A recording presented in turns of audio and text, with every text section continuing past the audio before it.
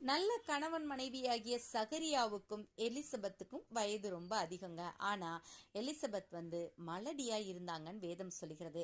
இவங்க கத்தரிட்ட சகல கற்பனைகளின்படியும் கட்டளைகளின்படியும் குற்றமற்றவர்களாய் வாழ்ந்தவங்க தான், நீதி உள்ளவர்களாய் இருந்தவங்க தான். ஆனா அவங்களுக்கு ஒரு குறைய பாருங்க, மலடியா இருக்கிறாங்க. ஆனாலும் கூட அவங்க வயது சென்றவர்களாய் இருந்தாலும் கூட சகரியா கர்த்தருக்கு செய்ய வேண்டிய காரியங்களை எல்லாத்தையும் நேர்த்தியாய் செய்தார். அவர் தன் ஆசாரிய வகுப்பின் முறைப்படி தேவ சந்நிதியிலே ஆசாரிய ஊழியம் செய்து வருகிற காலத்துல அவர் ஆலயத்துக்குள் பிரவேசித்து தூபம் காட்டுகிற சீட்டை பெற்றார். சோ அந்த தேவ பிரசன்னத்துல மகா பரிசுத்த ஸ்தலத்துல தூபம் காட்டுகிற வேலை இவருடையதாக இருந்தது.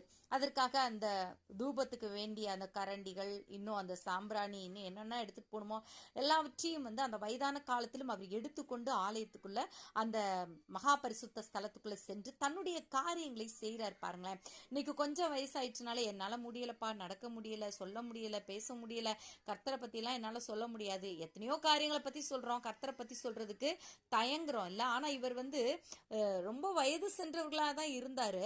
ஆனாலும் கூட தன்னுடைய ஊழியத்தை கரெக்டா செய்தார். தேவனுக்கு முன்பாக அவர் நேர்த்தியா இருந்தார். நாமும் கூட நம்முடைய வயதெல்லாம் பொருட்படுத்தாமல் தேவனுக்கு நான் என்ன செய்ய வேண்டும், எனக்காக இந்த உலகத்தில் பிறந்து எனக்காக மரித்து எனக்காக ரத்தம் சிந்தி உயிர்த்த தேவாதி தேவனுக்கு நான் என்ன செய்யணும், கண்டிப்பா நான் எதையாகிலும் செய்ய வேண்டும், அவருடைய ராஜ்யத்தை கட்டும்படியாக அவருக்கு பிரியமான காரியங்களை நான் செய்ய வேண்டும் சொல்லி நாமும் கூட செயல்படும்படியாக அழைக்கப்படுகிறோம். அதோடு கூட அவர் அந்த ஊழியம் செய்தார். அதோடு கூட அந்த நேரத்தில் பார்த்தீங்கன்னா ஒரு தேவதூதன் அங்கே அப்பியர் ஆகிற ஒரு காரியத்தை நம்ம பார்க்கிறோம். அப்படி தூபம் காட்டும் போது பாருங்களேன், அப்பொழுது கர்த்தருடைய தூதன் ஒருவன் தூபபீடத்தின் வலது பக்கத்தில் நின்று அவனுக்கு தரிசனமானான். இவர் பார்த்து பயப்படுறாரு, என்னடா அது அப்படின்னு சொல்லிட்டு பயப்படுறாரு. தூதன் அவரை நோக்கி, சகரியாவே பயப்படாது, உன் வேண்டுதல் கேட்கப்பட்டது அப்படின்னு சொல்றாரு.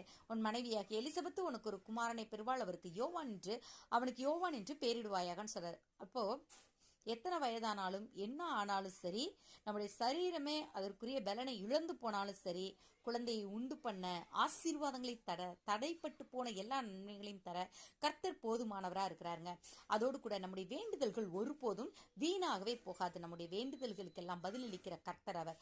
நம்முடைய சூழ்நிலைகளை புரிந்து கொண்ட தேவன் அவர். கண்டிப்பா உங்க வேண்டுதல்களுக்கும் பதிலளிப்பார். ஸோ நாம விசுவாசத்தோடு நம்பிக்கையோட அதுக்குரிய காரியங்கள்லாம் சரியா இல்லையேன்னுலாம் நினைக்க வேணாம். அவிசுவாசமா நினைக்காம விசுவாசத்தோடு கர்த்தரிடத்துல வேண்டுதல் செய்வோம். கால தாமதம் ஆவது போல தெரிந்தாலும் நேர்த்தியான நேரத்தில் நமக்குரிய ஆசீர்வாதங்களை கர்த்தர் தர போதுமானவராயிருக்கிறார். God bless you.